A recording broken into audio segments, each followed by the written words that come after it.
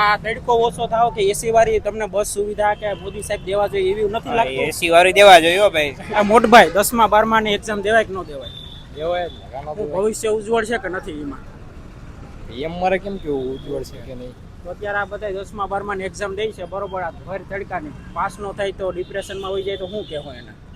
કઈ નહીં, ભણો આગળ, બીજું તો હું નપાસ થાય તો કઈ નહીં, પાછી બીજી રહી દો. તમે 10મા પાસ થઈ ગયા? હા, 12મા 12મું ચાલુ રહે. શું વાત છે? તો એક્ઝામ હાલે કે નહીં, 11મું એટલે 12મું. અચ્છા, કઈ પ્રેશર છે કે ભણવા ભણવાનું ટેન્શન બેન્શન?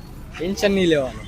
તો પરીક્ષા દેવાય કે ન દેવાય? ભણવું જરૂરી છે કે નથી જરૂરી? એક્ઝેક્ટલી હું કહું જરૂરી જ છે ને. જરૂરી જ છે ને? હા, કે ધંધો કરાય કે ભણાય?